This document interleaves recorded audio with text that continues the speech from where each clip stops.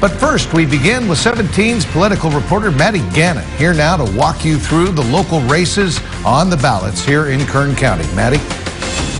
Jim, Tammy, it's bound to be an exciting night. Some of California's most competitive races are right here in the Central Valley. Before we dive into each district, we should point out in California, we have what are called jungle primaries, meaning the top two vote getters move on to the general election, no matter their party affiliation. So we have a lot to cover. Let's get in with it. Starting with the new 20th Congressional District here, we have Republican House Minority Leader Kevin McCarthy seeking re-election. He's being challenged by two Democrats, Fairfax Junior High teacher Marisa Wood and Ben Duell. On the right, we have another two challengers, Republicans James Davis and Jim McCulley, who moved to Bakersfield just to run in the district. Now, the key points you should know about this race. McCarthy is seeking his 9th term in Congress. He's never lost an election, but this is a really significant race for him. Not necessarily in terms of his own re-election chances here in Kern, but if the GOP picks up enough seats in the House nationwide, McCarthy is in line to be Speaker. And now moving to the new 22nd congressional race, this is one of the most competitive House races in the nation. It could help determine which party controls the House next year. We have Republican incumbent David Valadao facing off against 5-term Bakersfield Assemblyman Democrat Rudy Salas, as well as two other Republicans who consider themselves further to the right than Valadao. That's Chris Matisse and Adam Medeiros. A lot of key points we're keeping an eye on in this contest. Primarily, will Valadao feel the effects of his vote to impeach former President Trump for his role in the January 6th Capitol attack?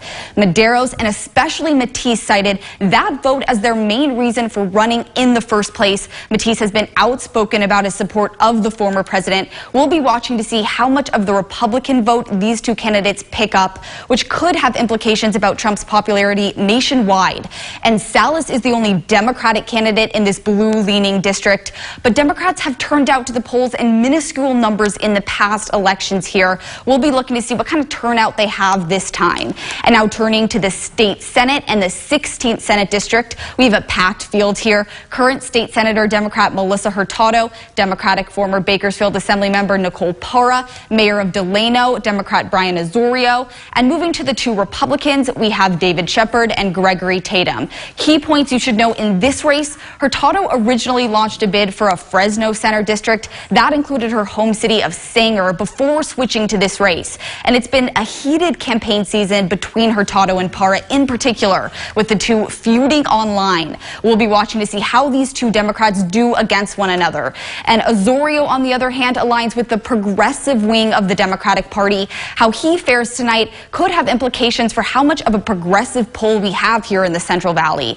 And lastly, Shepard, a farmer from Porterville, has the backing of Kern's best-known Republicans. That's Kevin McCarthy, Shannon Grove, Vince Fong. We'll watch to see how that impacts his standing in this race tomorrow night. And in the 12th Senate District, we have Republican Shannon Grove facing off against Democrat Suzanne Gundy. Thoughts to know here: Grove is seeking her 5th term in the California state legislature. If she wins, this will be her last due to term limits. And in the 32nd Assembly District, we have Republican incumbent Vince Fong. He is running unopposed. And in the 35th Assembly District, we have two Democrats here: current 5th District Supervisor Leticia Perez and Bakersfield Dr. Jasmeet Baines. The key point we are looking out for here: both Perez and Dr. Baines will both move on to November's general election because there are only two candidates. But because there are only two candidates, tomorrow's night's results should be a strong indicator of who might win in the fall. We'll be watching to see if one candidate pulls away.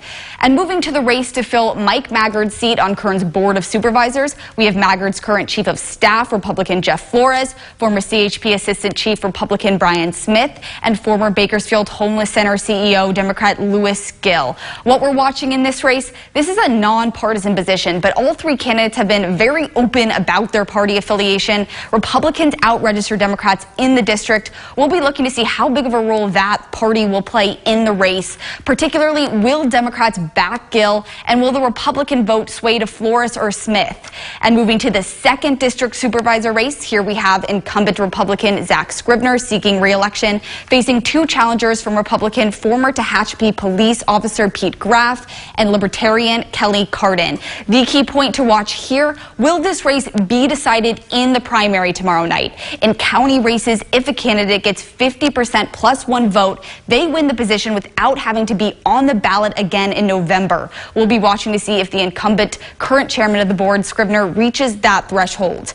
And in the race to serve as Kern's auditor-controller, county clerk, registrar of voters, who runs Kern's elections, we have Republican Amy Espinoza as well as Republican Mark McKenzie. Key points to watch for here: this position, particularly the registrar of voters part, has been under intense scrutiny this year. Week after week, we've seen residents here in Kern stand up at Board of Supervisors meetings and express concern with our elections. McKenzie is one of those people. Espinoza, on the other hand, is the current assistant to the position. Many see this as an outsider-insider contest. We'll be looking for which one wins out, especially given this race is almost certain to be decided by tomorrow night's results.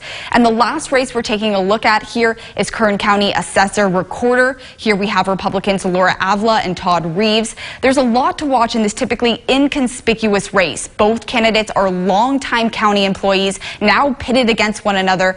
They have publicly feuded over the last month. This is another race that will also most likely, almost certainly, be decided by tomorrow night's election. As you can see, there's a lot to monitor tomorrow night as the results start coming in. We will, of course, update you along the way. In studio, Maddie Gannon, 17 News. All right, Maddie, catch your breath, and we'll see you back here at 5:30. If you are dropping off